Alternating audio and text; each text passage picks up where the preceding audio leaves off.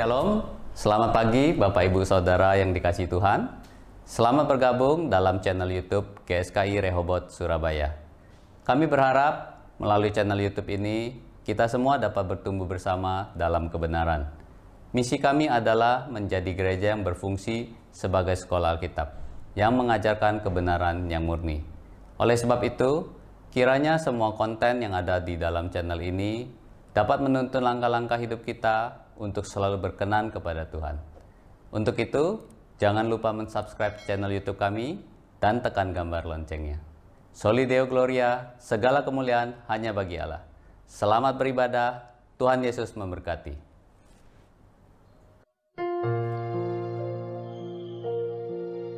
Mari jemaat Tuhan, kita persiapkan hati kita untuk kita masuk dalam hadirat Tuhan yang kudus. Dengan apa kami balas kebaikan Tuhan, kebaikan yang tiada tara. Yesus.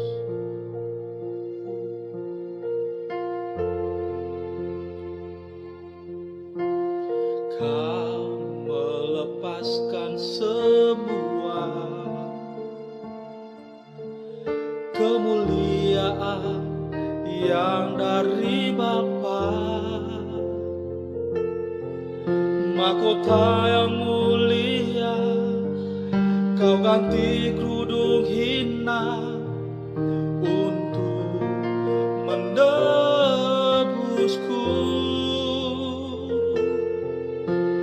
Tiada kasih sepertimu,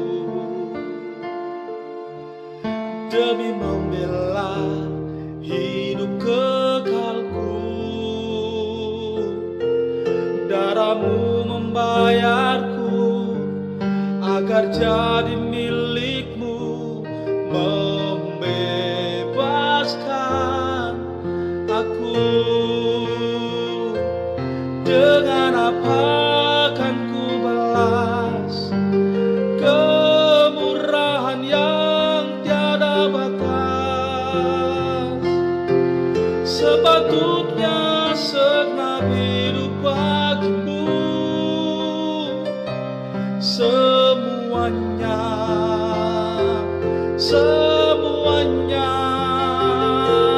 jalan hidupku ke depan hanya melayanimu Tuhan.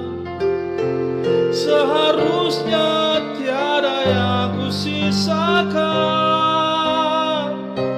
segalanya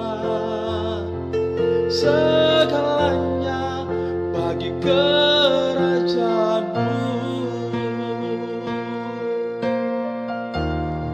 Tiada kasih seperti-Mu Tuhan. Yesus, tiada kasih seperti-Mu, demi membela hidup kekalku. Darahmu membayarku agar jadi milikmu, membebaskan aku.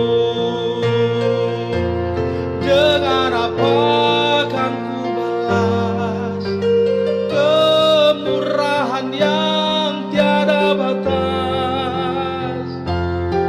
Sepatutnya segenap hidup bagimu, semuanya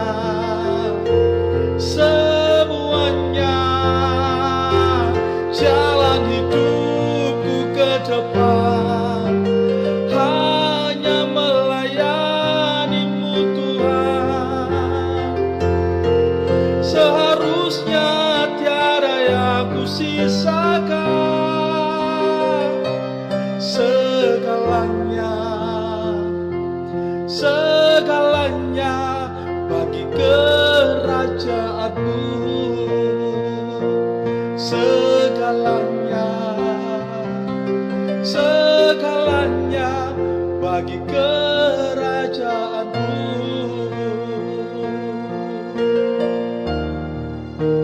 Terima kasih Tuhan.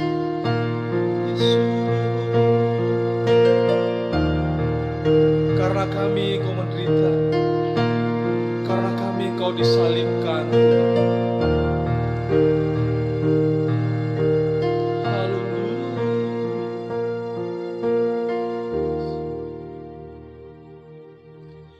Karena kita Dia menderita, karena kita Dia disalibkan, agar dunia yang hilang diselamatkan dari hukuman kekal. Karena kita Dia menderita, karena kita Dia disalibkan, agar dunia yang hilang diselamatkan dari hukuman kekal. Agar dunia yang hilang diselamatkan dari hukuman kekal. Agar dunia yang hilang diselamatkan dari hukuman kekal.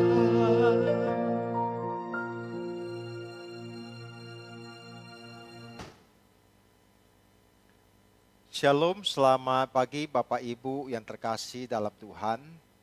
Pagi ini saya percaya kita semua mempersiapkan hati kita untuk mengenang atau kita merayakan Paskah, di mana Tuhan Yesus 2000 tahun yang lalu Dia bukan saja mati tetapi Dia bangkit.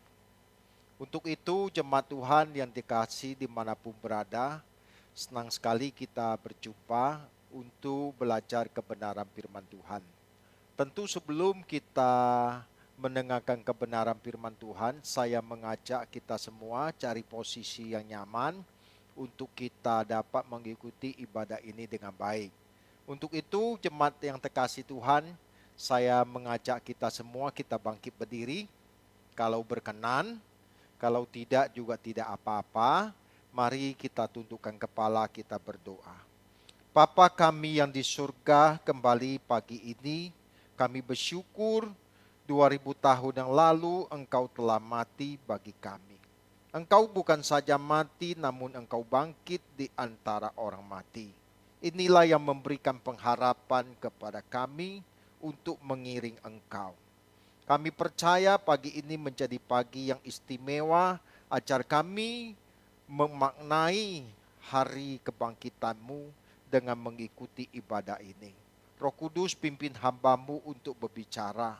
Berikan hamba hikmat marifat-Mu, agar lewat kebenaran firman yang disampaikan sungguh menjadi berkat bagi setiap jemaat-Mu.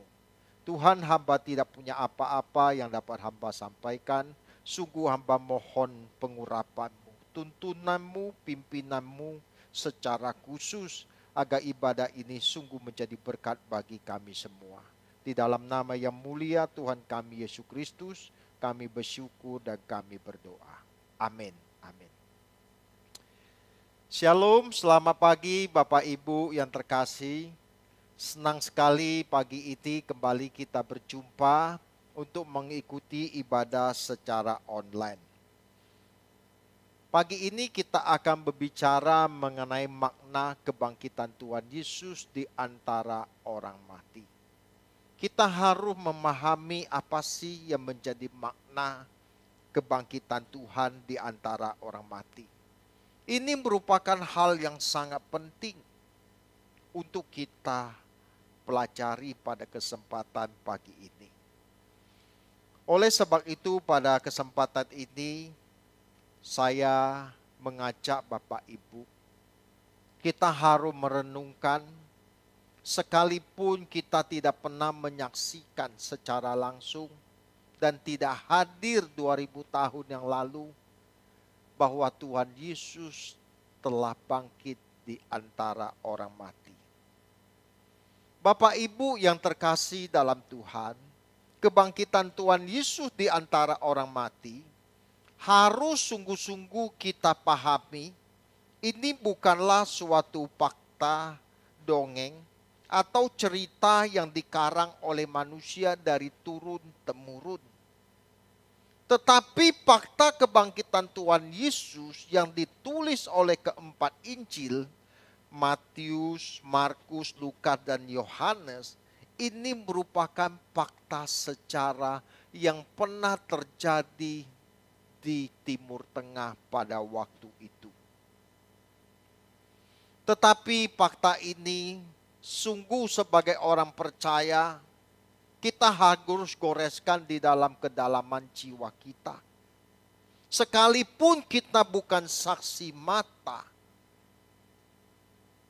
dan kita juga melihat saksi mata penulis keempat Injil ini, semuanya telah tiada.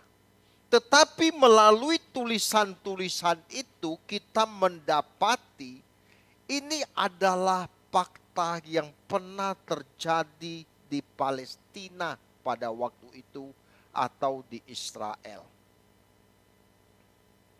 Tetapi selalu saja ada kelompok yang tidak percaya bahwa fakta kebangkitan ini benar terjadi. Bahkan banyak orang berusaha menentang fakta kebangkitan Tuhan Yesus ini sampai hari ini. Dalam sejarah kebangkitan Tuhan Yesus, kita melihat ada upaya yang dikisahkan mengenai usaha pemimpin agama, khususnya para imam pada waktu itu, berusaha memutarbalikkan berita fakta kebangkitan Tuhan Yesus dengan membuat fitnah atau cerita yang bohong dengan menyuap para prajurit yang menjaga kubur Tuhan Yesus untuk mengatakan kepada masyarakat bahwa mayat Tuhan Yesus itu telah dicuri. Kisah ini termuat di dalam Injil Matius pasal 28. Injil Matius pasal 28, kita akan membaca ayat ini.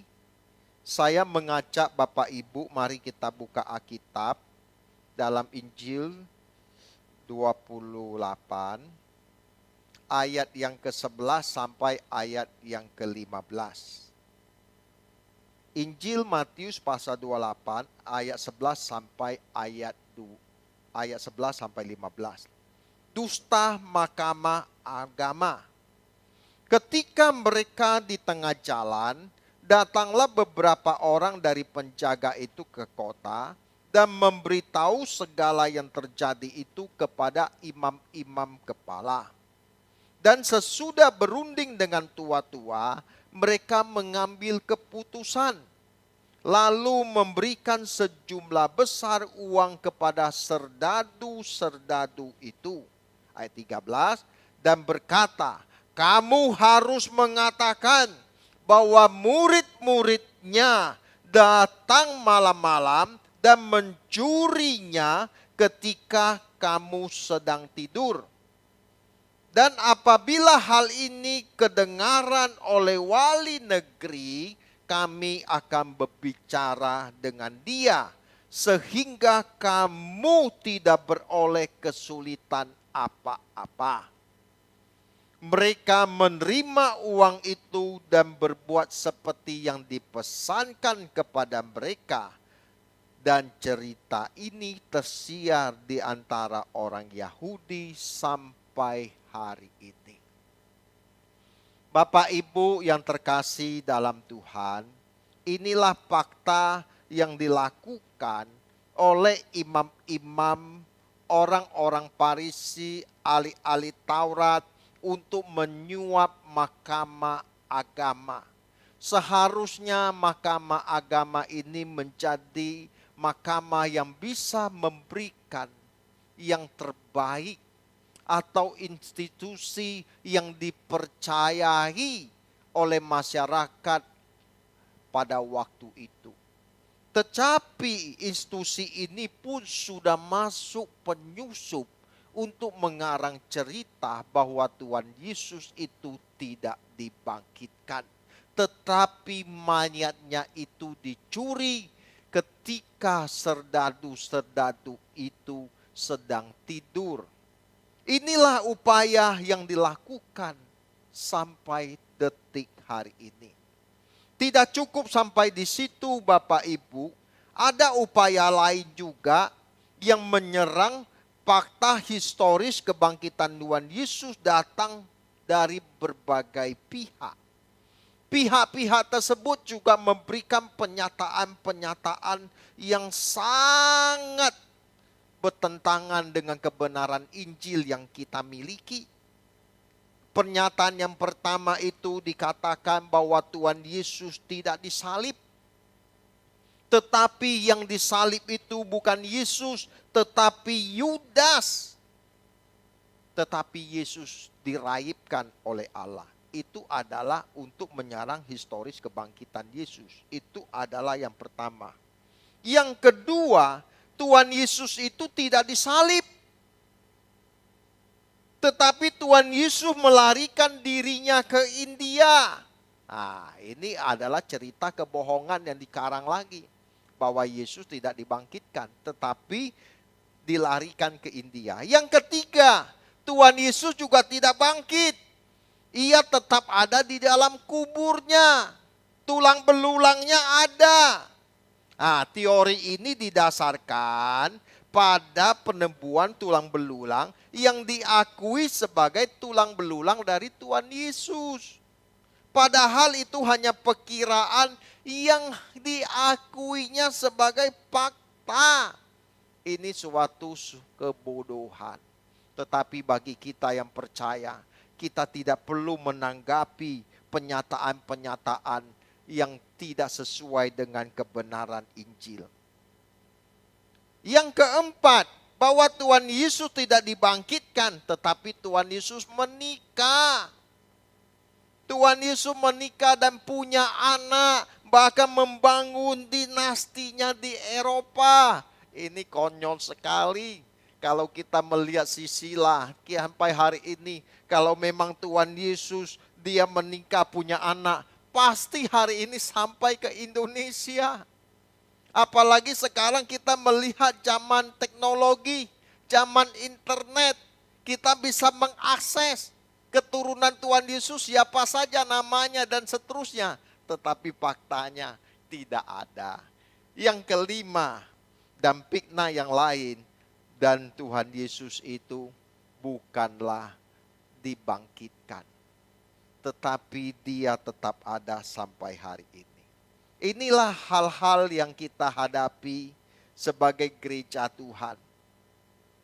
Sebagai orang percaya kita sungguh-sungguh harus menghayati bahwa kebangkitan Tuhan Yesus di antara orang mati itu adalah fakta sejarah yang tidak bisa kita bantah.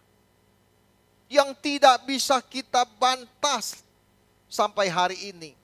Kebangkitan Tuhan Yesus di antara orang mati hendak membuktikan bahwa ia taat kepada Bapa.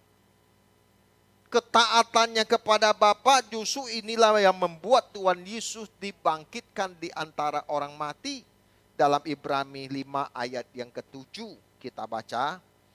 Ibrani pasal yang ke-5 ayat yang ke-7.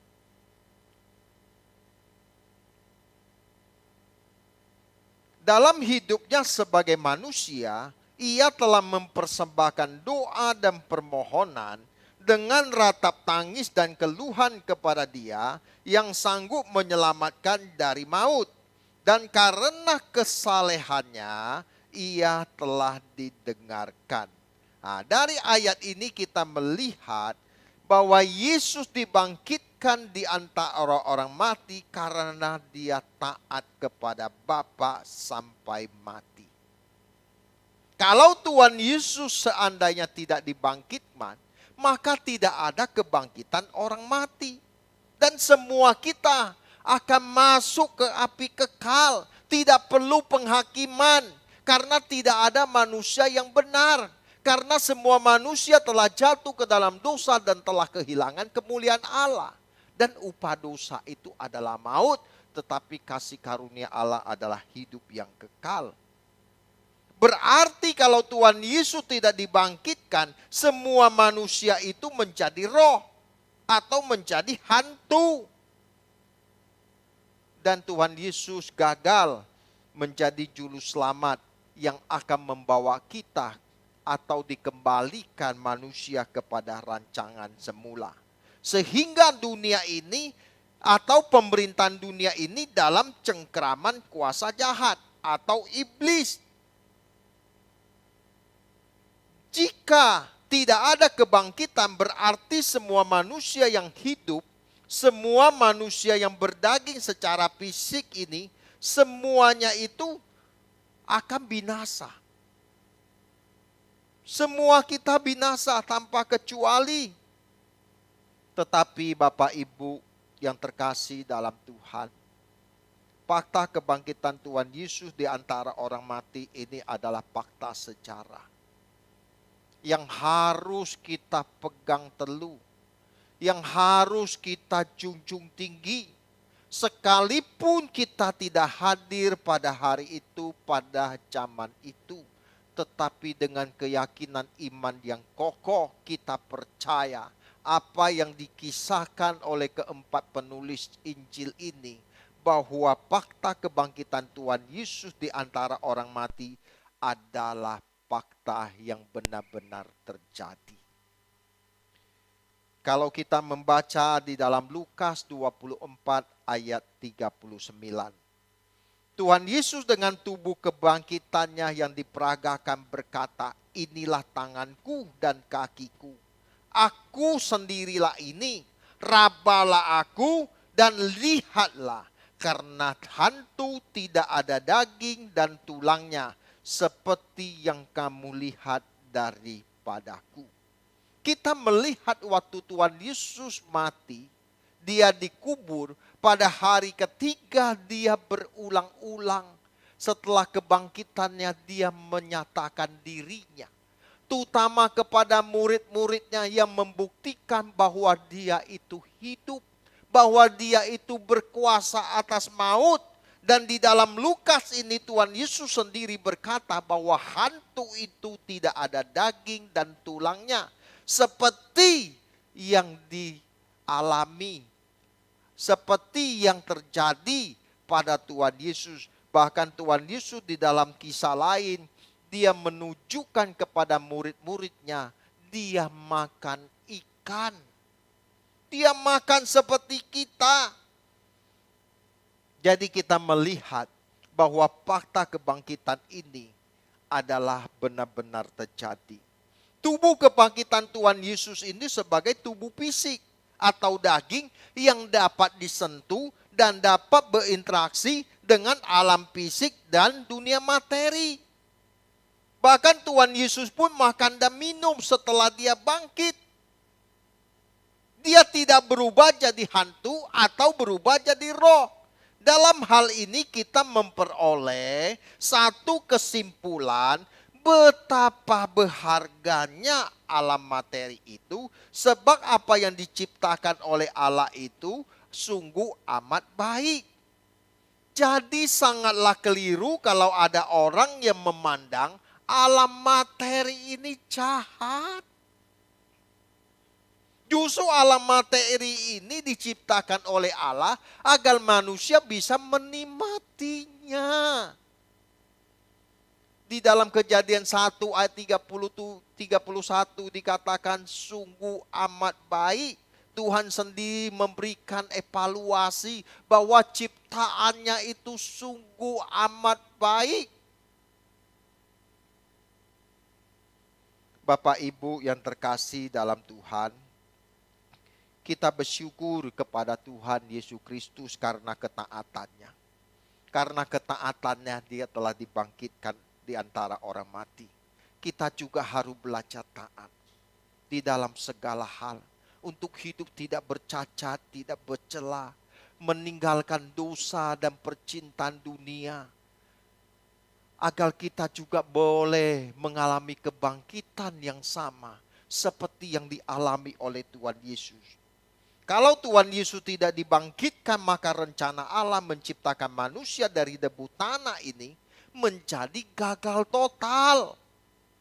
Inilah yang diupayakan oleh si oknum yang jahat, Lucifer yang jatuh, yang berusaha merusak tatanan Allah. Ini berarti rencana Allah menciptakan bumi yang sempurna secara fisik menjadi gagal. Tuhan Yesus tidak bisa menjadi Allah yang hidup sebab tidak ada manusia yang hidup. Padahal ia bukan Allah orang mati, tetapi Tuhan Yesus adalah Allah orang hidup. Dengan kebangkitan Tuhan Yesus di antara orang mati, justru orang percaya memiliki pengharapan. Pengharapan di atas segala pengharapan. Semua manusia yang mati, semua manusia yang jatuh ke dalam dosa, terjual di bawah kuasa dosa. Dan semuanya itu akan masuk kepada lorong kegelapan. Tetapi dengan korban Tuhan Yesus 2000 tahun yang lalu, dia mati memikul segala dosa dan kesalahan kita. Kemudian ketaatannya kepada Bapa dengan tidak bersyarat di tengah pergumulannya di Taman Getsemani, dia berpelukan darah karena dia menghadapi bagaimana tragisnya keterpisahan dengan Allah itu sendiri. Tuhan Yesus dan Bapa itu menyatu, tidak terpisahkan dengan apapun. Tetapi karena dosa, Bapa memalingkan mukanya dan Tuhan Yesus berseru, Eli, Eli lama sabatani. Allahku, Allahku, mengapa meninggalkan engkau? Allahku, Allahku, mengapa engkau meninggalkan aku? Ini merupakan suatu signal yang sangat luar biasa. Betapa mengerikan seseorang kalau terpisah dengan Tuhan. Dan kita melihat Tuhan Yesus dalam ketaatannya. Dia sampai mati. Mati di atas kayu salib. Itu sebabnya Allah sangat meninggikan dia dan mengaruniakan kepadanya nama di atas segala nama. Filipi 2 ayat 10 sampai yang ke-12. Bapak Ibu yang terkasih dalam Tuhan, kalau Tuhan Yesus tidak dibangkitkan karena tidak taat kepada Bapa, betapa kacaunya jagat raya ini. Sebab semuanya yang menjadi kepala pemerintahan dunia ini bukan Tuhan, tetapi Lucifer. Tuhan Yesus tidak bisa berkata segala kuasa baik di bumi maupun di surga dalam tanganku. Enggak bisa. Karena kalau Tuhan Yesus tidak bangkit, Tuhan Yesus tidak bisa berkata demikian. Tuhan Yesus juga tidak bisa mengklaim dirinya bahwa dialah bintang timur yang gilang gemilang. Tetapi Bapak Ibu, kalau Tuhan Yesus seandainya tidak dibangkitkan, semuanya dunia ini tidak ada lautan api. Tetapi yang ada adalah pemerintahan kerajaan Lucifer. Pemerintahan iblis itu adalah neraka. Sebab tanpa Tuhan maka ada di dalam diri manusia yang tidak bisa diisi atau dipuaskan oleh apapun kecuali Tuhan sendiri. Betapa tragisnya keterpisahan seseorang dengan Allah. Oleh sebab itu pada kesempatan pagi ini Bapak Ibu, dengan hal-hal yang kita pelajari dan kita tahu bahwa fakta kebangkitan Tuhan Yesus adalah sesuatu yang benar-benar terjadi. Dan Tuhan Yesus telah berjuang begitu hebat demi kebangkitan, maka kebangkitan menjadi nilai yang sangat tinggi.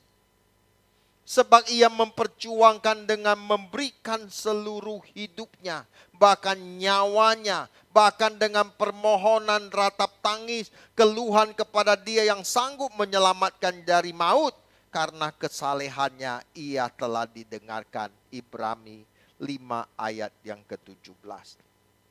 Jika demikian maka sesungguhnya kita harus menghargai dan menganggap bahwa harta abadi yang tidak ternilai dengan kita hidup tidak bercacat, tidak bercela sebagai respon kita menghargai kebangkitan Tuhan Yesus di antara orang mati.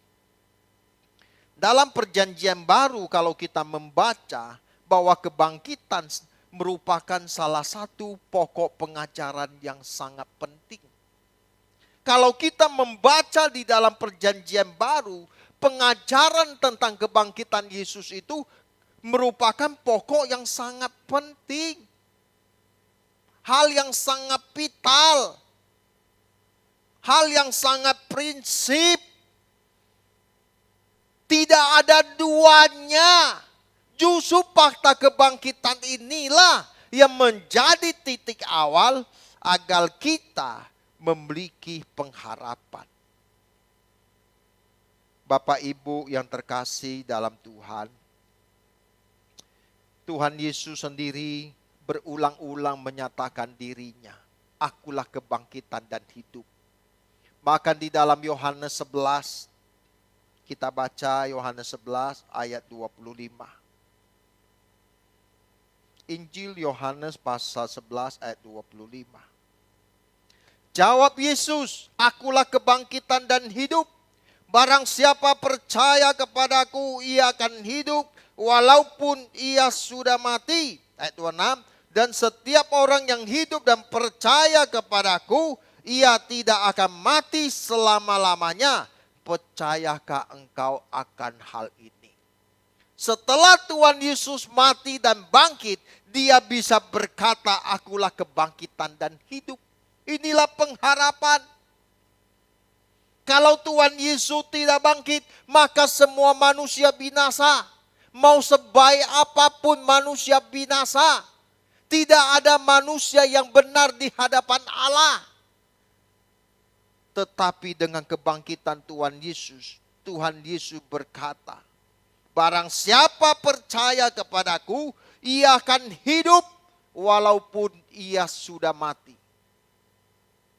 Kita yang seharusnya mati dalam kebinasaan, tetapi dengan kebangkitannya kita memperoleh kehidupan yang kekal. Ini anugerah Bapak Ibu. Kita sadari manusia suatu hari pasti mati.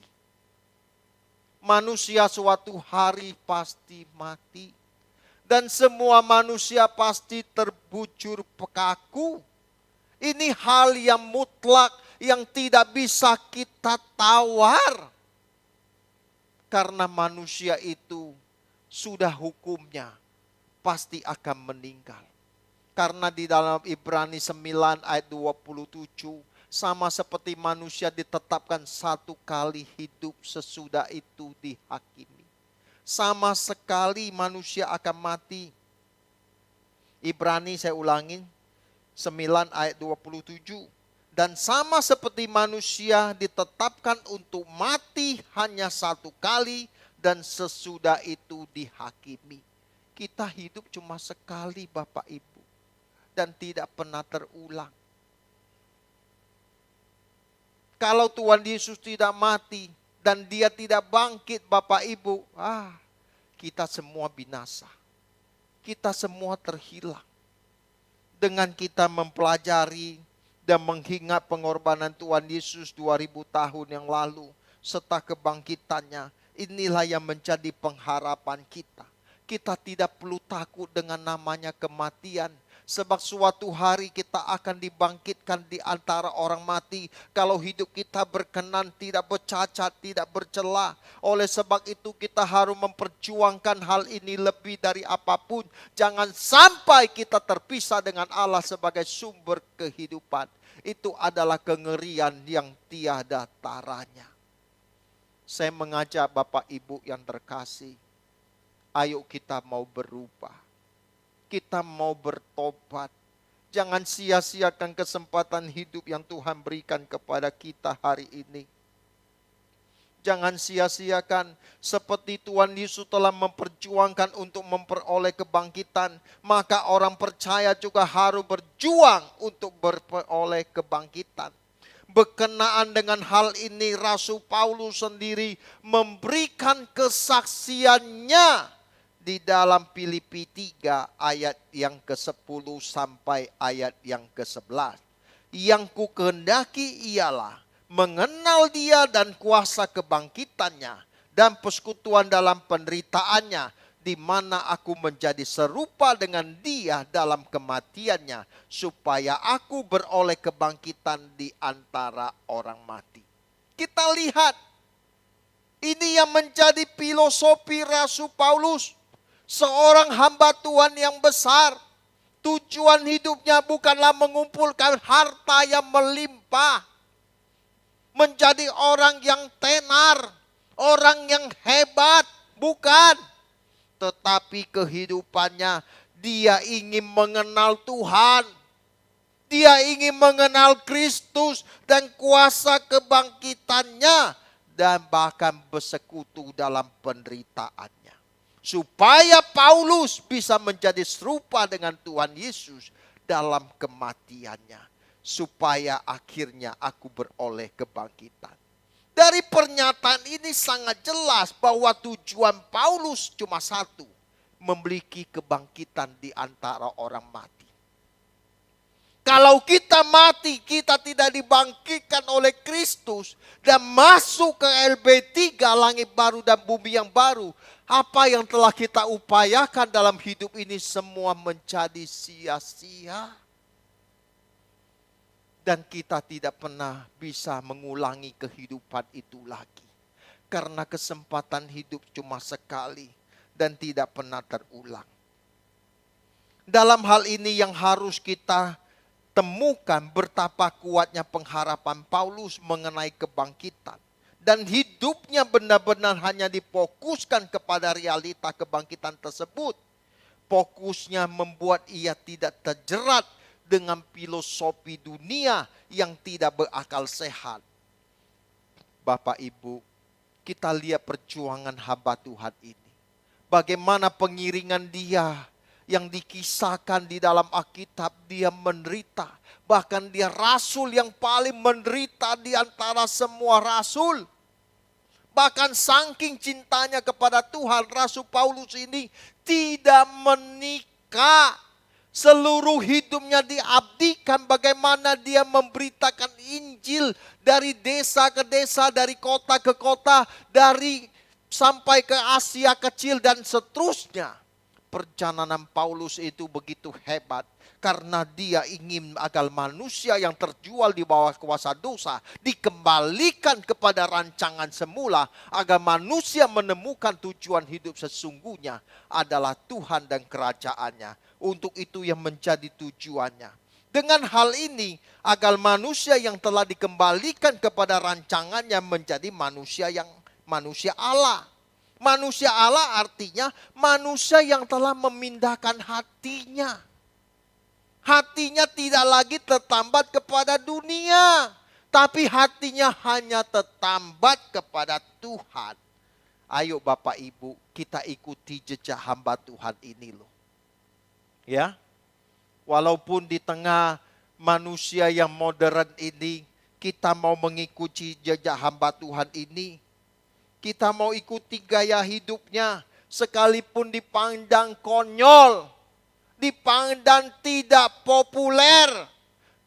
Rugi hidup cuma sekali, dimati dunia dan bersenang-senang. Seperti yang dikisahkan oleh orang kaya yang bodoh. Pada waktu dia menutup mata, dia masuk kepada Hades yang tidak nyaman. Yang penuh dengan ketak gigi dan air mata. Bapak Ibu yang terkasih dalam Tuhan.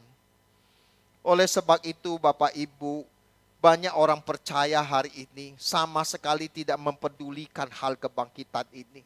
Mereka tidak mempersoalkan hal kebangkitan ini pada hari Paskah saja. Mereka mempersoalkan hari kebangkitan itu hanya pada hari Paskah saja. Setelah itu mereka tidak pernah memikirkan lagi tentang kebangkitan Tuhan Yesus. Itu sebabnya mengapa banyak orang Kristen yang tidak bersungguh-sungguh untuk mengenal Tuhan dan kuasa kebangkitannya, bahkan persekutuan dalam penderitaannya. Seperti yang menjadi filosofi Rasul Paulus. Oleh sebab itu kita mau mengikuti jejak hamba Tuhan ini. Kita ngikuti apa yang Rasul Paulus lakukan. Dia rela menderita bersama Tuhan. Supaya suatu hari juga dia dipermuliakan bersama dengan Tuhan. Karena Rasul Paulus sadari semua perjuangan hidupnya dengan satu tujuan, dibangkitkan di antara orang mati. Kemudian dia mendapat mahkota kehidupan. Inilah yang seharusnya menjadi perlombaan kita. Ini yang harus menjadi hasrat kita. Bukan yang lain. Kita melihat Bapak Ibu, kalau kita sungguh-sungguh memperkarakan hal ini dengan serius, kita orang yang beruntung. Kita orang yang istimewa. Jangan sia-siakan kesempatan hidup yang Tuhan berikan kepada kita. Jangan sia-siakan. Kesempatan hidup ini sekali dan tidak pernah terulang. Kalau Tuhan Yesus sendiri sebagai anak Allah, kalau dia tidak saleh, dia juga tidak dibangkitkan. Bapa itu tidak kompromi, apalagi kita. Anaknya saja kalau tidak taat dibuang, apalagi kita. Justru Tuhan Yesuslah yang menjadi pokok keselamatan kita. Kita harus belajar mengikuti jejaknya. Mengikuti gaya hidupnya. Dia yang rela meninggalkan kemuliaan Bapa di sorga. Dia rela meninggalkan kenyamanan hidup bersama Bapa, bahkan menginkarnasi menjadi sosok manusia. Tuhan Yesus tidak langsung bertumbuh cereng 30 tahun, tidak. Dia mengalami proses persalinan seperti manusia pada umumnya. Dia harus dikandung 9 bulan lebih. Baru Maria melahirkan. Setelah itu dia perlu menyusui. Dia juga perlu belajar. Dia juga perlu makan, minum seperti manusia pada umumnya. Tetapi kita melihat ketika dia berusia 12 tahun. Dia tahu bahwa dia itu dari atas. Dia tahu dia itu dari atas. Maka dia mengerjakan segala sesuatu dalam pimpinan Bapa. Dia taat dan dia selalu ada di bait Allah. Karena dia sadar dia inilah utusan Allah. Dan dia mengajar. Baru usia 30 tahun. Merupakan usia yang puncak. Tuhan Yesus mulai memberitakan Injil, mengajar kepada murid-muridnya 3,5 tahun. Dia berkata, bertobatlah, kerajaan Allah sudah dekat. Dia mengajarkan hidupnya, bukan yang lain. Dia tidak mencari kemapanan hidup, walaupun itu penting. Karena tujuan hidupnya menyenangkan hati Bapa. Bukan berarti Pak Pendeta kita tidak boleh kaya. Boleh. Asal engkau pakai semuanya itu untuk mengawal pekerjaan Bapa. Supaya kita bisa menjadi alat Tuhan yang efektif. Seorang kondektur bisa dipakai oleh Tuhan. Seorang direktur lebih efektif dipakai Tuhan. Apalagi dengan segala prestasi yang dia miliki. Dia untuk mengawal kerajaan Allah. Kita lakukannya semuanya itu untuk kemuliaan Tuhan. Dengan melihat kebangkitan Tuhan Yesus di antara orang mati. Seharusnya ini yang kita perkarakan. Kita mau taat kepada Bapa segala roh. Sebab Bapa akan menghakimi semua orang tanpa memandang bulu. Jangan sampai di pengadilan Tuhan suatu hari kelak, Tuhan berkata, aku tidak pernah mengenal engkau. Enyang kau daripadaku, hai kamu pembuat kejahatan. Biarlah di pengadilan Tuhan kita sebelum hal itu terjadi, kita mau beberes-beres. Istilah GSKI itu mari kita bekemas-kemas. Bekemasnya kapan? Jangan tunggu di ruang ICU baru bekemas-kemas. Justru detik ini, jam ini, hari ini, bulan ini, tahun ini, kita mau berubah, kita mau bertobat. Bapak Ibu, mari saya percaya Roh Kudus pagi ini berbicara kepada kita. Roh Kudus akan melawat kita, memperbaharui kita, supaya kita menjadi manusia-manusia Allah, yang suatu hari Tuhan bisa berkata, inilah anak yang kukasihi, kepadanya aku berkenan. Dan kita akan masuk di dalam kemuliaan Tuhan. Inilah pengharapan kita. Inilah tujuan kita. Bagaimana kita mengalami kebangkitan sama seperti Kristus dibangkitkan di antara orang mati. Demikian kita yang percaya, kita akan dibangkitkan dan dipermuliakan bersama dengan Tuhan.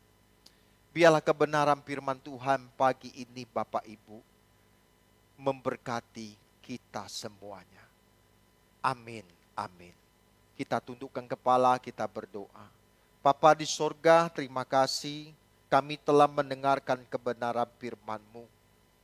Kami sadar pemberitaan tentang kebangkitan merupakan hal yang sangat penting.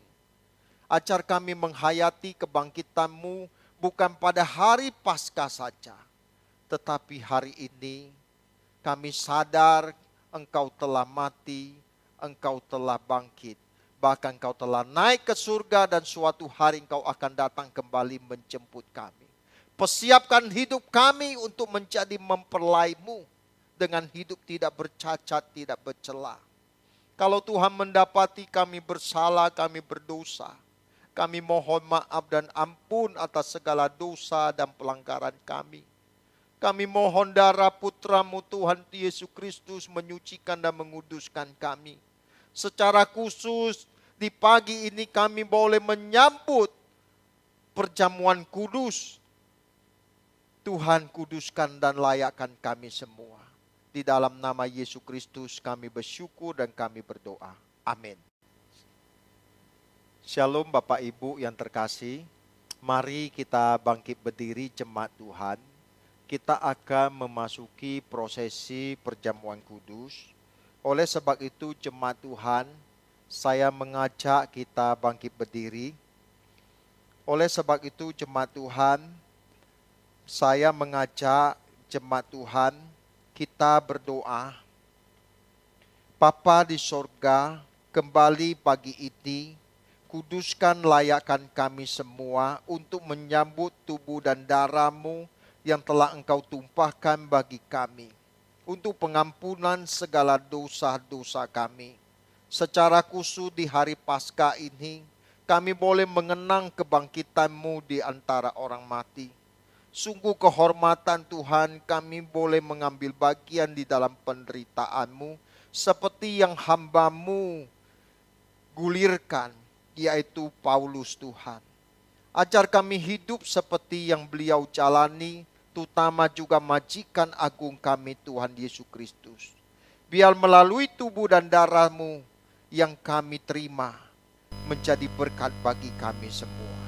Di dalam nama Tuhan Yesus Kristus kami bersyukur dan kami berdoa. Amin. Amin. Silakan turunkan tangan Bapak Ibu yang terkasih. Kemudian kita ucapkan pengakuan iman kita bersama-sama. Bapak Ibu ikuti apa yang saya katakan. Dalam nama Tuhan Yesus Kristus, aku percaya bahwa tubuh Tuhan Yesus Kristus telah dipecah-pecahkan. Darah Tuhan Yesus telah ditumpahkan bagi pengampunan dan penebusan dosa-dosaku. Oleh korban Tuhan Yesus, aku percaya, aku dibebaskan dari kutuk dosa, kutuk maut, segala kutuk, dan api neraka. Dan oleh korban Tuhan Yesus, aku memperoleh pengampunan dosa, keselamatan, hidup kekal, kesembuhan, pemulihan, kemenangan, kelimpahan berkat di dalam Tuhan. Oleh korban Tuhan Yesus Kristus aku percaya dan menerima bahwa aku menjadi milik Tuhan untuk mengabdi dan melayani bagi Tuhan dengan segenap hati dan jiwaku untuk selamanya. Mari Bapak Ibu kita nyanyikan lagu ini. Salibnya, salibnya, selama mulia, dosaku disucikan oleh darah Yesus. Sekali lagi salibnya, salibnya, salibnya, selama mulia, dosaku disucikan oleh darah Yesus. Dengarkan pembacaan firman Tuhan. Mari jemaat yang kekasih dalam Tuhan, kita mengangkat roti tinggi-tinggi di atas kepala kita dan dengarkan apa yang saya bacakan. Sebab apa yang telah kuteruskan kepadamu, telah aku terima dari Tuhan, bahwa Tuhan Yesus pada waktu Ia diserahkan, Ia mengambil roti, dan sesudah itu Ia mengucap syukur atasnya. Ia memecah-mecahkan dan berkata, inilah tubuhku yang kuserahkan bagi kamu. Perbuatlah ini menjadi peringatan akan aku. Apakah Bapak Ibu yang saya kasih di dalam Yesus Kristus mempercayai bahwa roti ini menuju kepada tubuh Tuhan Yesus yang telah dipecahkan bagi kita? Mari makanlah dalam nama Tuhan Yesus Kristus.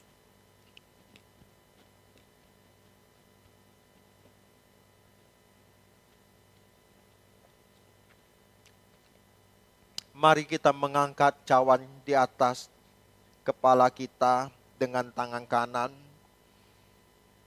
Demikian juga ia mengambil cawan sesudah makan, lalu berkata, cawan ini adalah perjanjian baru yang telah dimateraikan oleh darahku. Perbuatlah ini setiap kali kamu meminumnya, menjadi peringatan akan aku. Sebab setiap kali kamu makan roti dan minum cawan ini, kamu memberitakan kematian Tuhan sampai Ia datang kembali. Apakah Bapak Ibu yang saya kasih di dalam Yesus Kristus percaya bahwa anggur ini menuju kepada darah Tuhan Yesus yang telah dicurahkan bagi pengampunan dosa-dosa kita semua? Minumlah dalam nama Tuhan Yesus Kristus.